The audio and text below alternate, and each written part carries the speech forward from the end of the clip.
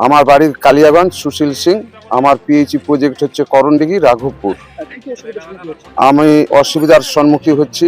আমি এই জেলার সেক্রেটারি পিএইচই দপ্তরে, পাম্প অপারেটর এবং ভালভ অপারেটরের। আমার এই জেলাতে বিভিন্ন জায়গা থেকে আমাকে পার ডে 40টা 50টা ফোন করে যাচ্ছে, কেউ বেতন পাচ্ছে না। এবং অক্টোবর মাস থেকে, বিশেষ করে অক্টোবর মাস থেকে কোনো এজেন্সি আজ পর্যন্ত পেমেন্ট দিল না।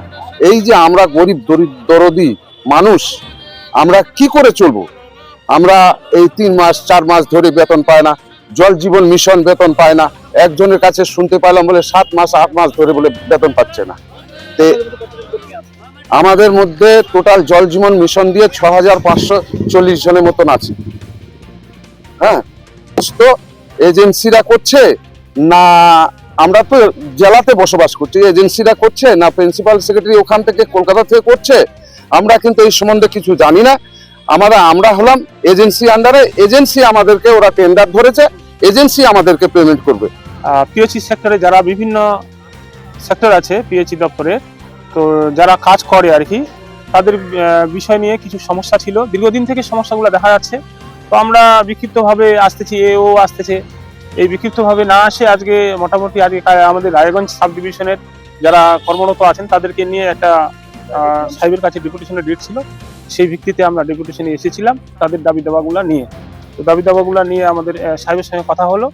সাহেব বললো যে ঠিক আছে, আমরা সিরিয়াসলি দেখছি বিষয়টা, এবং যে এজেন্সি যেখানে কাজ পেয়েছে এবং তারা সঠিকভাবে হয়তো বেতন দিচ্ছে না, তাদেরকে বসানোর জন্য আমরা বারবার চাপ দিয়েছি এবং আজকেও চাপ দিলাম, লাস্ট ওয়ার্নিং দিলাম যে তাদের যে ন্যায্য পাওনা এবং তাদের যে ন্যায্য কাজের যে মজুরিটা সঠিকভাবে দিচ্ছে না, সেটাকে সঠিকভাবে প্রদান করার জন্য আপনাকে দ্রুত ব্যবস্থা নিতে হবে। কারণ রাজ্য সরকার যেটা প্রতি অন্তর 6 মাস অন্তর যে বেতনের শিডিউলটা তৈরি করে, সেই শিডিউলের ভিত্তিতে অনেক বেতনটা দিচ্ছে না এবং বারবার হয়রানি করছে। এবং ভালভ অপারেটর, পাম্প অপারেটর এবং জল জীবন মিশন, এই 3 সেক্টরে যারা কাজ করে তারাই সবাই এসেছিল। তাদের সঙ্গে নিয়ে আজকে আমরা ডেপুটেশনে গেলাম এবং সেটা নিয়ে আলোচনা হলো। এবং আগামী দিনে 2026 সালের যে জানুয়ারি মাসের মধ্যেই সব বিষয়টা মিটিয়ে দেওয়ার জন্য আমরা চাপ দিলাম। এটা নিয়ে ছিল আজকের আমাদের মূলত ডেপুটেশন। তার জন্য ডেপুটেশনের স্মারকলিপিও দেওয়া হলো। এই স্মারকলিপিটা আমরা দিলাম এবং আগামী দিনে যদি না সব দাবি দেওয়া না মেনে, তাহলে আমরা যে আমাদের 3 জেলা, উত্তর দিনাজপুর, দক্ষিণ দিনাজপুর, মালদা, যেখানে হেড অফিস আছে, সেখানে আমরা ওই হেড অফিসে ঘেরাও করব।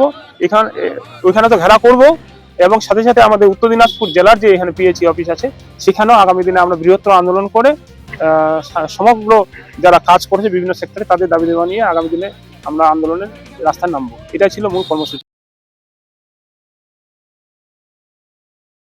আপনার শখের মোবাইল ফোন অথবা ইলেকট্রনিক্স সরঞ্জাম কেনাকাটার এক ভরসাযোগ্য নাম পাল মোবাইল।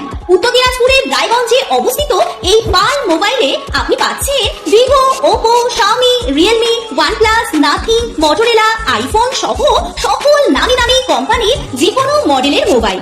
এছাড়াও রয়েছে ওয়ালপুল, এলজি, স্যামসাং, হায়ারের মতো বিশ্বস্ত সকল কোম্পানির TV, fridge, AC, washing machine সহ প্রয়োজনীয় সকল প্রকার ইলেকট্রনিক্স আইটেমের বিপুল সম্ভার। তাহলে আর দেরি কেন? বাজারে সবথেকে সুলভ মূল্যে আপনার পছন্দের মোবাইল ও ইলেকট্রনিক্স সামগ্রী কেনার জন্য আজই চলে আসুন পাল মোবাইলে। ঠিকানা সুভাষগঞ্জ, রায়গঞ্জ, উত্তর দিনাজপুর। বিস্তারিত জানতে যোগাযোগ করুন এই নম্বরে।